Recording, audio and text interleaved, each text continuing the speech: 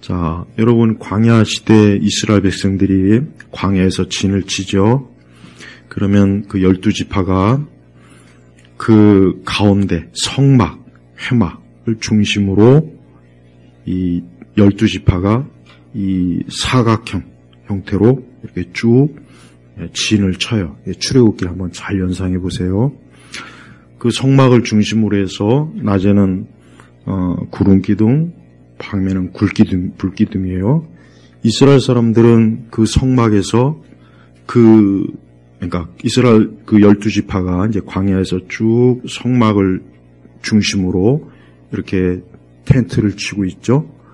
그러면서 이제 저들은 무슨 생각합니까? 하나님께서 자기들과 함께 어때요? 거하시고 오늘 말씀 보세요.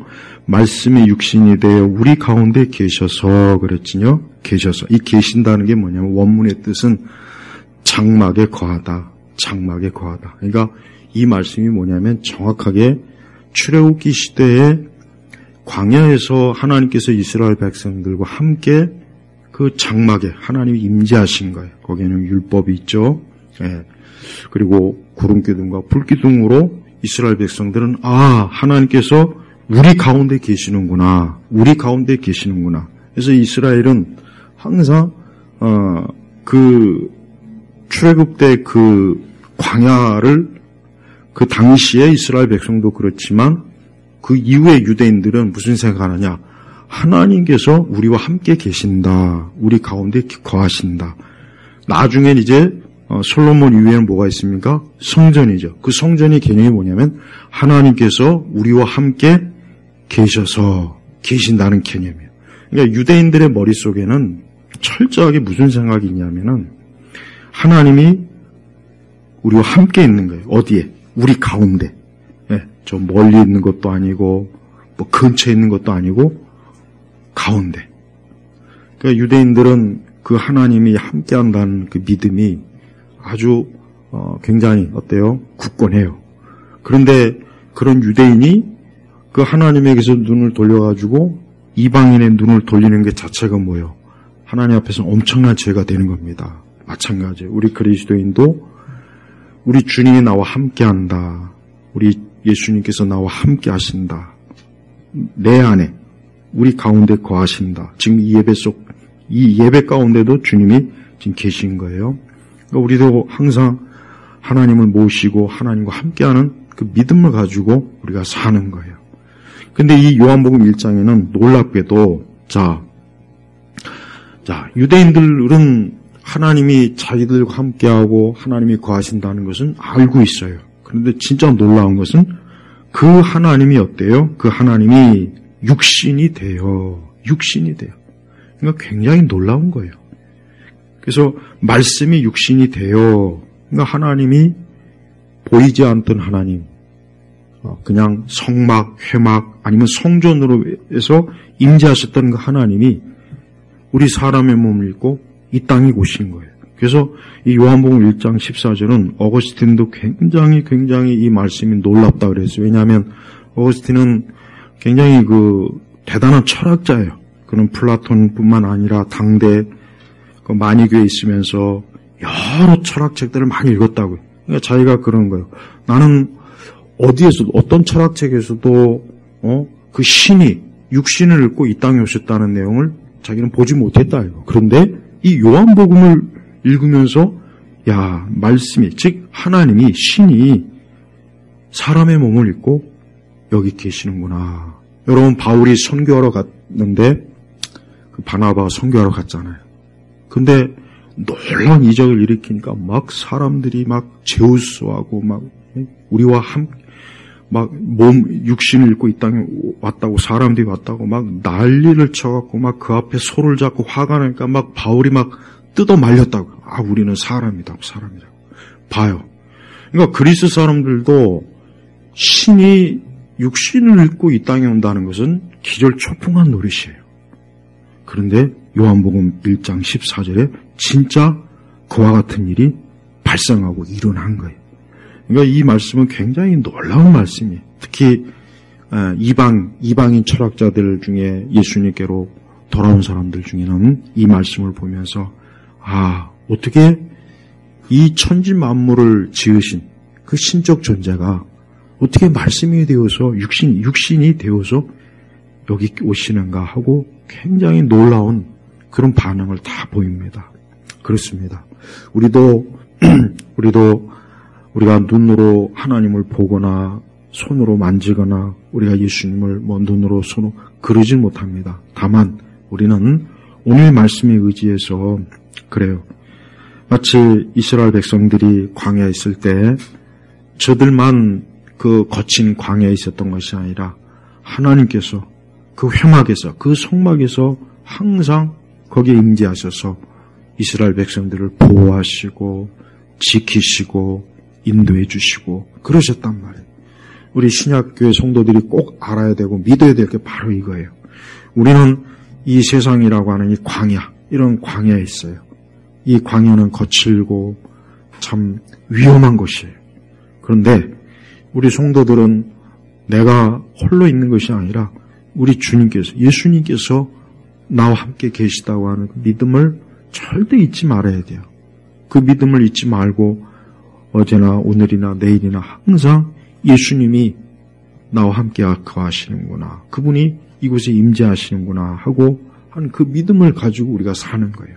내가 어디에 있든, 내가 집에 있든 직장에 있든 거리에 있든 아니면 내가 몸이 아프든 건강하든 내가 환난 중에 있든 아니면 고난 중에 있든 형통한 중에 있든 내가 여기에 있든 외국에 가 있든 하늘 위에 있든 땅 위에 있든 바다 위에 있든 우리 성도들은 항상 예수님께서 나와 함께 계시는구나, 나와 함께 계시는구나, 내가 어딜 가도 그분이 나를 인도하시고 나를 이끌어주시고 절대 나를 떠나지 않는구나. 또 내가 이 육신을 벗어, 육신의 장막을 벗어 내가 하나님께로 갈 그 죽음의 때에도 우리 주님이 나를 버리지 아니하고 나와 함께 하는구나 하는 믿음을 우리가 가지고 있어야 됩니다. 그게 바로 우리 성도들에게 있어서 어때요? 그게 구원받은 자의 신앙과 믿음이에요.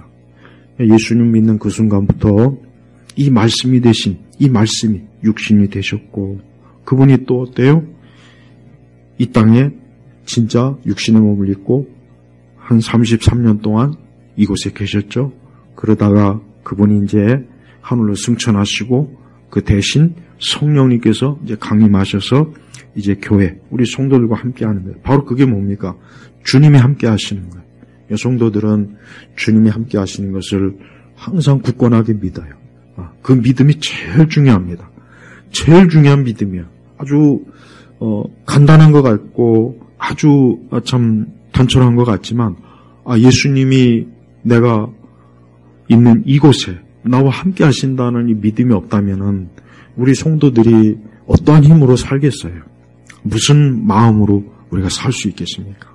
그래서 우리는 이 말씀이 육신이 되어 우리 가운데 계셔서 어때요? 우리가 또 그분의 영광을 보았는데, 우리가 그분의 영광을 보았는데, 예수님이 변화산에 올라갔을 때 예수님은 놀라운 모습을 그 세 제자에게 보였죠.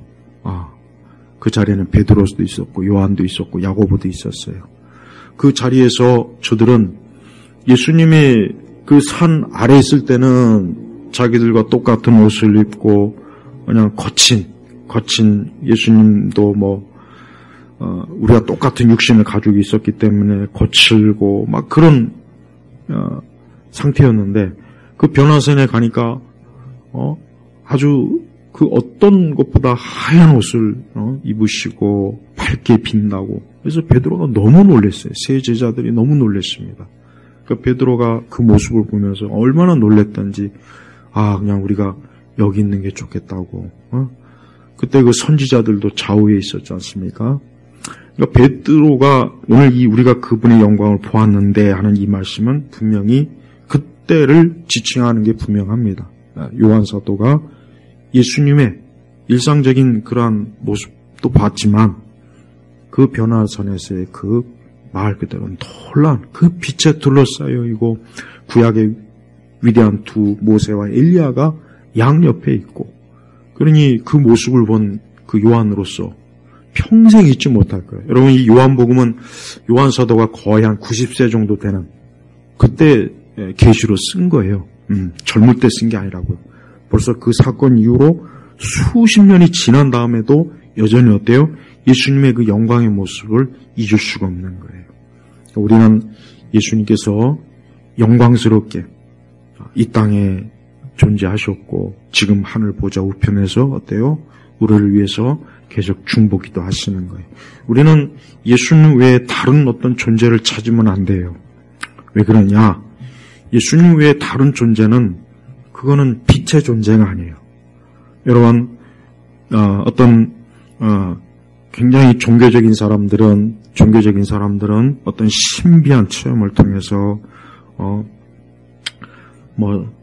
도사도 보고 아주 부처도 보고 아주 그 놀라운 그런 환상 속에서 어떤 존재를 봐요. 그들도 그 짓을 합니다. 그런 현상이 나타나요. 그러나 그것은 다 뭡니까? 빛의 존재가 아니라 어둠의 존재예요. 마귀예요. 오직 예수 그리스도 그분 외에는 우리는 다른 존재가 없어요. 그래서 이방인들이 그 숭배하는 그런 종교들은 그들에게도 자기들 나름대로 뭔가 놀라운, 그들이 추정하는 어떤 자기들이 신으로 여기는 그것들이 꿈에서나 환상에서나 보고 접하기도 합니다. 하지만 그 존재는 빛의 존재가 아니라 뭐예요? 어둠의 존재, 마귀 존재라고.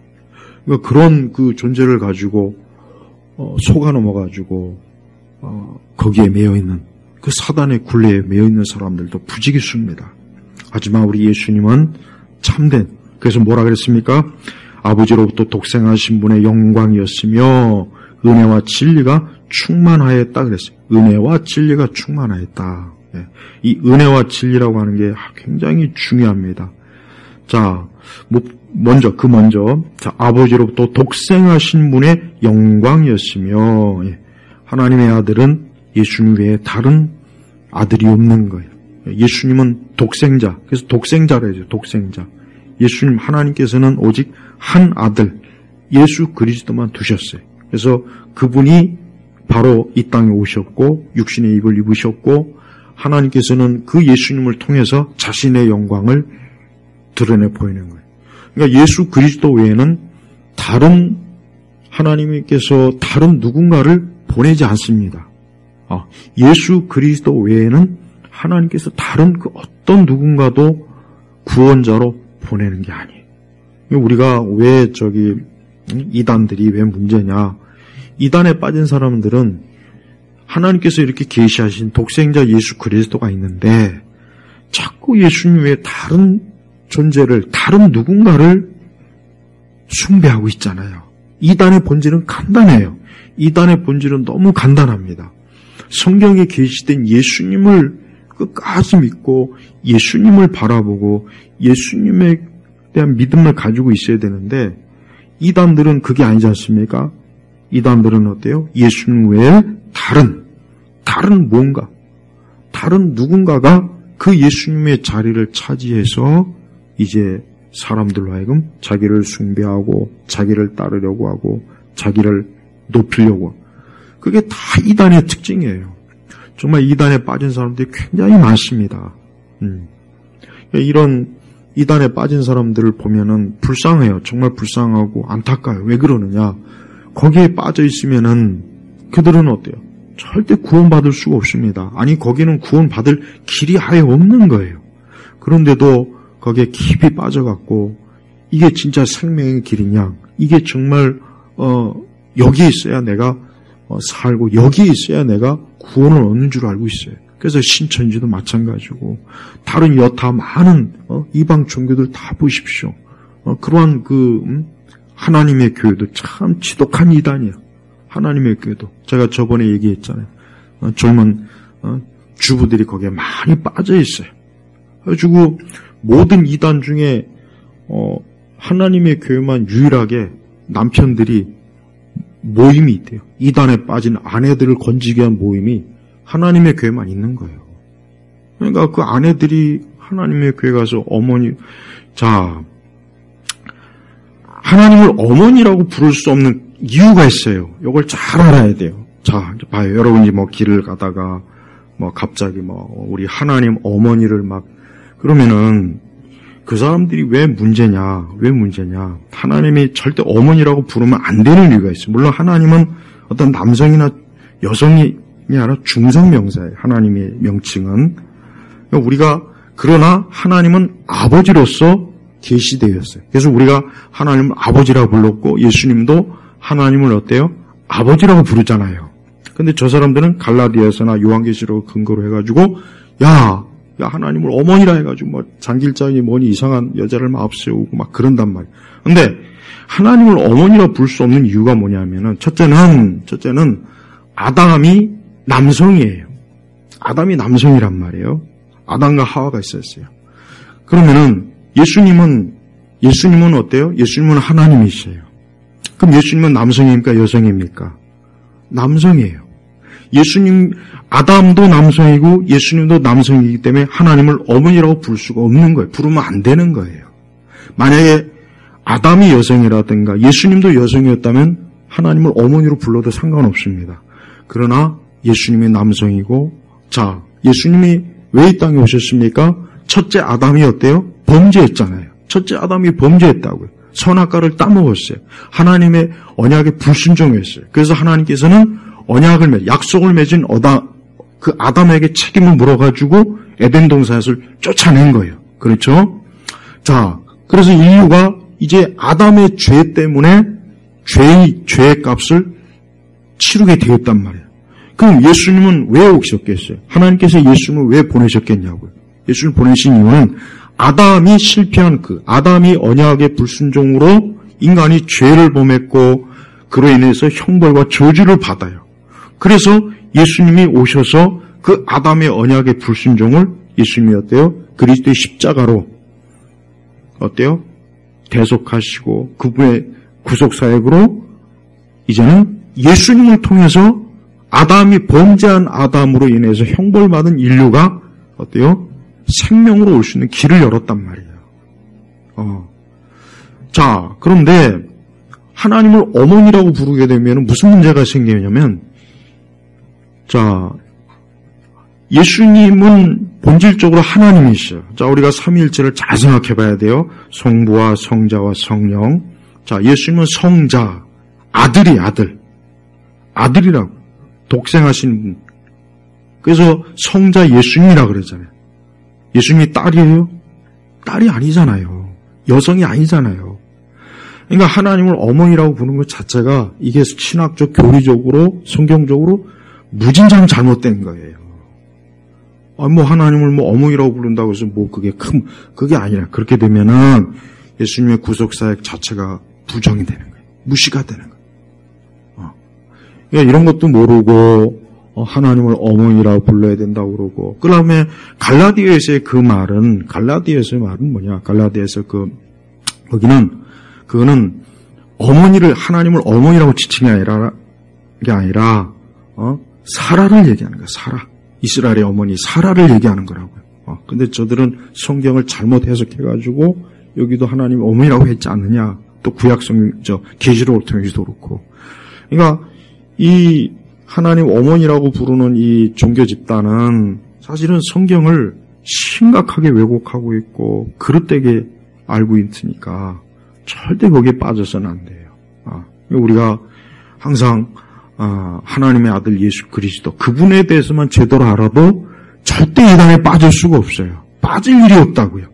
그러니 얼마나 이 일반 우리 교회에서 그냥 예수님 이름이나 부를 줄 알았지. 예수님에 대한 찬양이나 할 줄 알았지.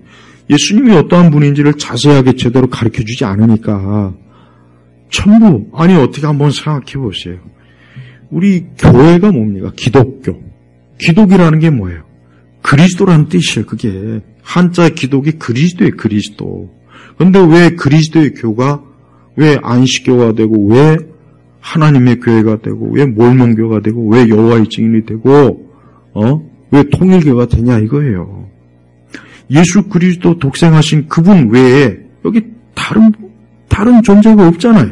응? 아버지로부터 독생하신 분. 그러니까 예수님 외에 하나님에겐 다른 다른 존재가 없는 거예요. 근데 사람들이 왜 그렇게 쉽게 다른 데 빠지고 다른 누군가 다른 구원자를 향해서 나아가고 있다는 거, 얼마나 심각한 문제입니까? 우리는 이단에 빠져 있는 게 이게 결코 가벼운 죄가 아니에요. 어떤 식으로든지 이단에 빠지는 것 자체는 그거는 정말 성경이 무지한 거예요. 성경이 무지한 거라고. 성경을 모르는 거예요. 모르니까 이단에 빠지는 거예요. 그러니까 그만큼 교회들이 이 말씀을 제대로 가르치지 않아서 그만 그 하찮은 하나도 별거 어렵지도 않은 그런 거짓된 그 잘못된 교훈을 가르치는 거기에 다 빠져갖고 우리가 이제까지 잘못 알았구나, 뭐 잘못했구나. 그리고 자 6월절도 마찬가지예요. 여러분 하나님의 교회에 대해서 제가 계속해서 이단에 대해서도 막 이렇게 뭐 계속 다 좀 연구를 해봤어요. 이단도 좀 다뤄야 되겠구나 생각해가지고 6월절은 유대인의 명절이지 우리 기독교 명절이 아니에요. 6월절은 자 구약의 3대 절기가 있잖아요. 그 중에 하나가 6월절이에요. 그건 유대교의 절기라고.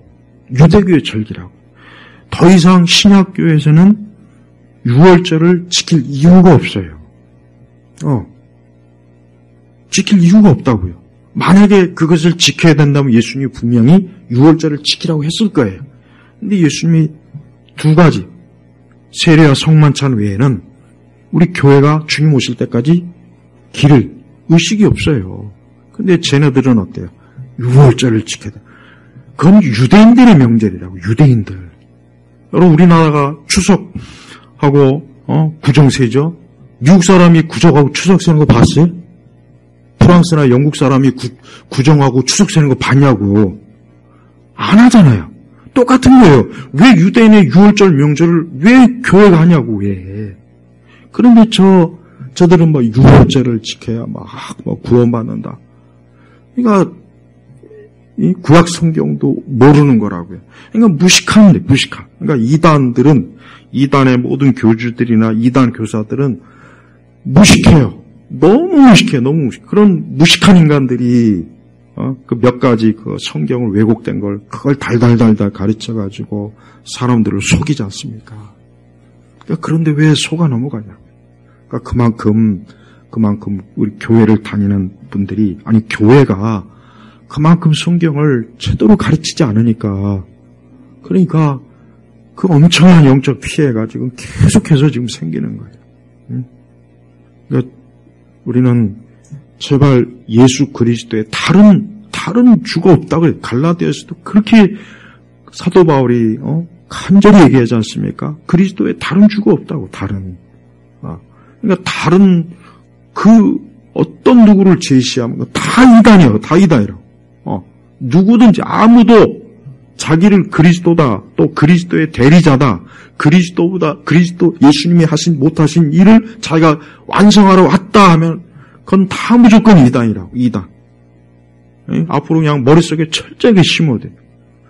그러니까 길 가다가 이단들 보면은 불쌍히 여기는 마음을 가지고 긴 말할 필요 없고 거기 그렇게 계속 있다가 지옥 가니까 빨리 거기 나오라고 그냥 그렇게 한마디만 해. 그 사람들하고 논쟁해봐야 그 이단하고는 괜히 말 섞지 말. 또 잘못하면 또 끌려가니까. 자, 그래서 예수님이 독생하신 분의 영광이었으며 뭐라고 했으면 그 다음에 은혜와 진리가 충만하였다 그랬습니다. 은혜, 다른 말로 하면 은총이라 할 수도 있어요. 우리는 하나님의 은혜, 은총을 두 가지로 봅니다. 하나는 일반 은총과 하나는 특별 은총이에요. 여러분, 세상에 있는 모든 사람들은 다 하나님의 일반 은총을 받고 있어요. 내가 숨을 쉬고 공기를 마시고 햇볕을 쬐고 물을 마시고 다 일반 은총의 영역에서 지금 사는 거예요. 그러니까 하나님이 없다, 하나님이 어디 있느냐, 나는 예수님 안 믿는다, 난 교회하고 담을 쌓았다, 난 기독교를 싫어한다. 이 사람들도 사실은 뭡니까? 다 하나님의 은총, 은혜를 지금 믿고 사는 거예요. 일반 은혜를. 그러면서도 하나님을 욕하고 하나님을 비방하고 우상을 숭배하고 막 그래요. 그러니까 하나님이 주신 좋은 것들을 누리면서 그게 누가 주셨는지 모르는 거예요. 산 좋아하는 사람들은 그 산을 누가 지었느냐? 하나님이 지으신 거예요. 나무나 풀과 꽃을 좋아하는 이 자연주의자들. 그걸 누가 줬습니까? 하나님은 다 만드신 거예요. 근데도 저들은 하나님을 아예 인식을 하고 아예 오히려 하나님을 싫어해요. 그러니까 모든 사람이 지금 다 하나님의 일반 은총을 다 누리고 사는 거예요. 그걸 알아야 돼요. 그러나 그것만 가지고는 부족합니다. 또한 뭡니까? 특별 은총, 특별 은혜가 필요해요. 그게 뭡니까? 구원이란 말이에요. 그래서 하나님께서는 예수님을 통해서 이 땅에 뭡니까? 하나님이 택자를 구원하시네요. 구원하시는 거예요. 그래서 이 특별 은혜는 말 그대로 특별한 하나님의 은총이에요. 일반 은총은 그냥 보편적이에요. 모든 사람이 다 그냥 받아요. 악인도 받고 착한 사람도 받고 좋은 사람도 받고 다 받습니다. 그러니까 하나님은 일반 은총을 다 그냥 하나님께서 그냥 사람들을 위해서 베푸시는 거예요. 그러나 특별 은총은 아닙니다. 특별 은총은 아니에요. 구원은 모든 자를 위한 구원이 아닙니다. 구원은 하나님의 택자예요. 하나님의 예정한 자예요. 모든 사람이 다 예수 믿고 구원받질 않아요. 그것도 얼마나 좋겠어요. 하나님께서 모든 사람들을 다 구원하신다면 얼마나 좋겠습니까? 그런데 그건 우리 마음이고 우리 생각과 하나님의 생각은 틀리다 그랬죠. 하나님은 우리가 근본적인 이유는 알지 못해요. 그러나 하나님께서는 특별하게 특정 누구만을 하나님께서 구원하시기로 하나님은 작정하신, 하나님 결심하신 거라고, 계획을 세우신 거라고. 그래서 그 사람들만 하나님을 믿는 거예요. 그 사람들만 예수님을 구세주로 믿게 하나님께서 섭리하시는 거예요. 그러니까 우리는 이 부분에 있어서 그 어떤 시비가 없어요. 없어야 돼. 왜? 왜 하나님이 누구를 다 구원하지 않느냐? 하나님 구원할 의무가 없어요. 죄의 책임이 누가 있습니까? 아담에게 있는 거예요. 하나님이 죄를 조장한 게 아니에요. 하나님이 죄를 짓도록 한 게 아니라고요. 그러니까 인간이 죄를 짓게 된 책임이 하나님에게 있지 않고 사람에게 있기 때문에 사람은 자기가 멸망한 거에 대한 책임을 자기가 져야 되는 거예요. 여러분, 인간의 궁극적인 멸망의 책임은 자기가 져야 돼요. 자기가 져야 되는 거예요. 사단 핑계를 대면 안 돼요. 세상 핑계를 대면 안 돼요. 자기가 예수님 안 믿어서 결국은 멸망하는 거예요. 그러니까 하나님은 누군가를 구원하거나 누군가를 건질 의무가 없어요. 그러니까 하나님의 특별한 사랑으로, 그러니까 특별한 은혜로 그래도 하나님은 누군가를 구원해서 그를 어때요? 하나님의 자녀로 하나님께서 그를 어때요? 예수님의 속죄, 예수님께서 그를 위해서 희생 제물이 됐어요. 제물이 된 거예요. 우리의 죄값을 예수님이 직접 치르신 거라고. 이게 속죄, 이게 대속이라고. 그래서 하나님께서 그렇게 하신 이유는 뭐냐? 그것은 우리 스스로가 우리 죄를 처리할 수가 없기 때문에 그래요. 그래서 여러분, 구약에 이미 제사의 모형을 보여줬잖아요. 이제 제물을, 하나님이 정한 제물을 하나님의 방식대로 그 제물을 어때요? 불을 태우거나 잡아서 그 피를 뿌리고 짜보십시오. 유대인들은 벌써 그 제사에서 뭐가 드러나느냐? 유대인들은 자기들의 죄를 자기 스스로가 씻을 수 없다는 걸 그 제사를 보면서 알았다고.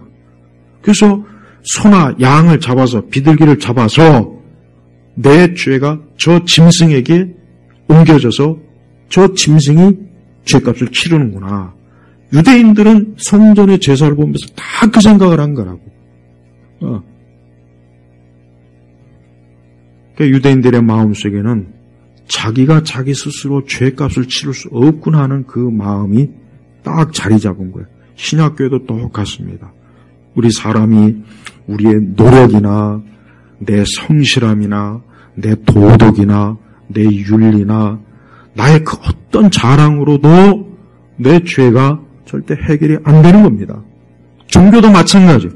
세상에 많은 종교가 있어요. 많은. 근데 모든 종교가 다 보면 뭡니까? 자력구원이에요.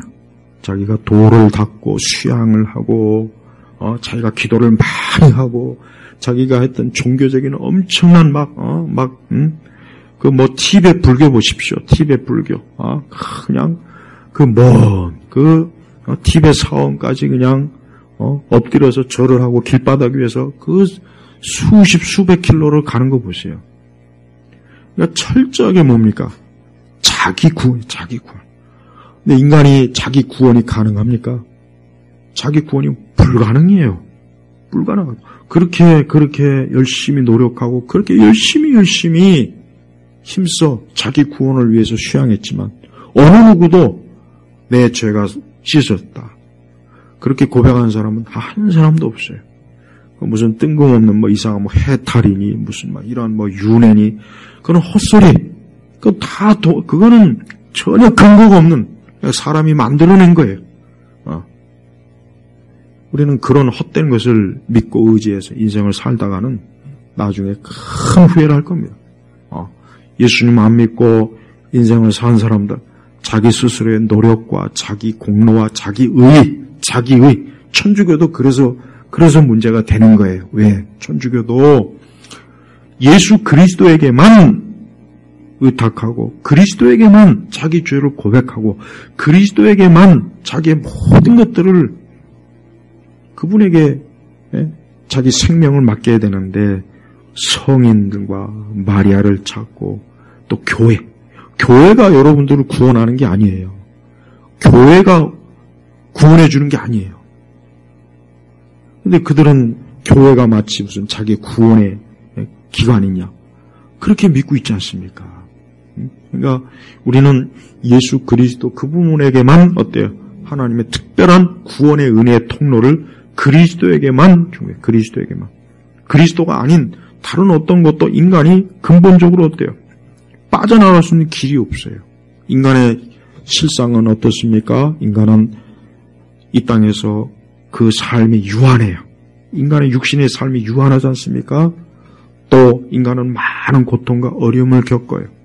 어느 누구든지 빠져나갈 수 없는 인생의 고난과 고통이 다 있어요. 또 질병도 있습니다. 또 인간은 삶에서 겪어야 할 무수한 고뇌와 슬픔과 고통과 괴로움이 다 있는 거예요. 이게 다 뭐겠습니까? 이게 바로 우리 죄로 인해서 발생되는 안타깝고 어려운 일이라고. 그러니까 사람은 여기에서 빠져나갈 수 있는 길은 단 하나의 출구밖에 없습니다. 말은 뭡니까? 아버지로부터 독생하신 분, 이 예수님 외에는 어때요? 은혜와 진리가 다른 곳에는 없는 거예요. 부처에게는 은혜와 진리가 없어요. 부처에게는 은혜와 진리가 없다고요. 힌두교에도 은혜와 진리가 없습니다. 유대교도요, 은혜와 진리가 없어요. 이슬람교도 은혜와 진리가 없어요. 오직 기독교에만 은혜와 진리가 있는 거예요. 왜? 예수 그리스도 그분을 믿고 그분만을 믿기 때문에 은혜와 진리가 충만하다. 은혜와 진리가 충만하다. 여러분, 인간이 자기 스스로의 고통과 어려움에서 빠져나오려고 무수한 노력을 했습니다. 무수한 종교적인 노력도 했고, 철학적인 노력도 했고, 도덕과 윤리적인 노력도 무진장했어요. 굉장히 했습니다. 안 한 게 없어요. 정말 할 건 다 했어요. 그러나 그 어디에서도 구원은 없었어요. 오직 어때요?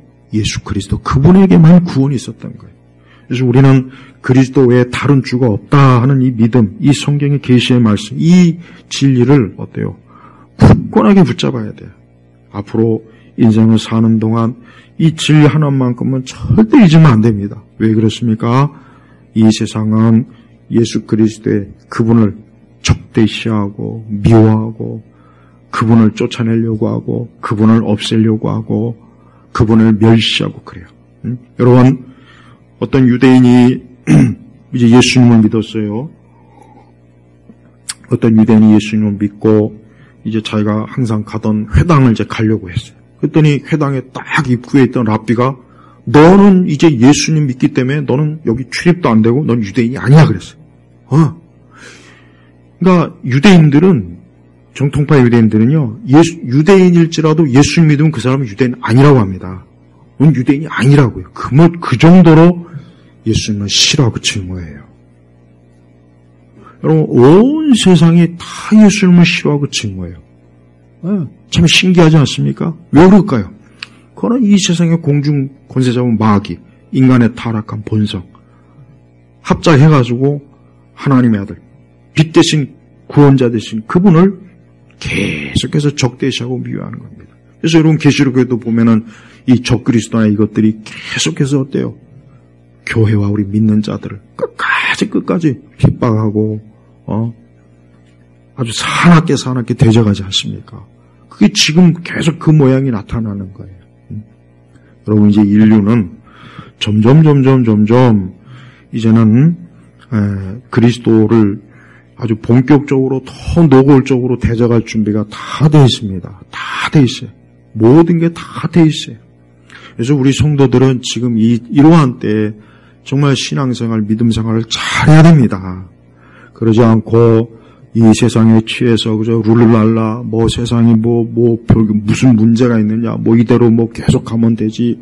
제발 그런 생각하지 마세요. 이 독생자 예수님을 거절하고 끝까지 그분에게 반역하고 그분의 뜻대로 살지 않으면 반드시 멸망합니다. 반드시 멸망하는 거예요. 이 엄연한 진리를 지금 안일하게 듣지 말라고요. 절대 안일하게 들으면 안 돼요. 그러다가는 나중에 이루 말로도 할 수 없는 큰 고통을 받아요. 여러분 세상이 얼마나 이 하나님을 대적하는지 말도 못하게 대적해요. 보면은 다 하나님을 대적하는 거예요. 기관도, 체제도, 법도, 제도도, 문화도, 풍습도, 관습도, 사상도. 그러니까 이 기독교는 사면초가예요. 사면초가. 어디를 봐도 하나님의 은혜와 진리, 이 독생자 되시는 예수님을 반갑게 사랑하는 게 없어요.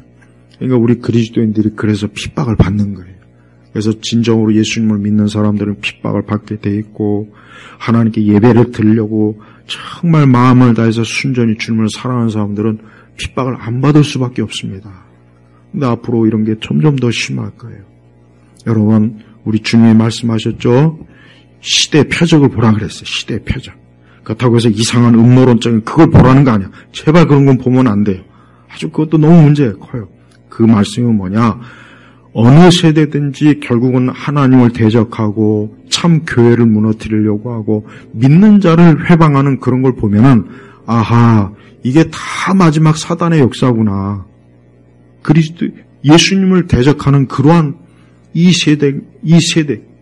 세상과 이 마귀의 역사구나. 불신앙자들의 타락한 모습이구나. 그걸 알라는 거예요.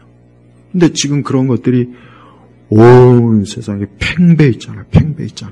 이제 팽배했어요. 제가 지난주에 그 오해 세계관 때 그랬죠. 바벨탑이 지금 재건이 되고 있어요. 바벨탑이 인간의 기술과 문명으로 다시 재건이 되고 있다고. 이제는 신의 영역까지도 인간이 영원히 살 수 있고 인간의 정신도 영원히 존재할 수 있는 이제 그런 것까지도 벌써 과학자들이 계속해서 연구해 나가고 있습니다. 이런 게 바로 뭡니까? 또 다른 제2의 바벨탑을 재건하는 하나의 징조예요. 하나의 징조. 그러면서 점점 더 하나님을 참되게 믿는 사람들은 자꾸 지금 줄어들고 있잖아요.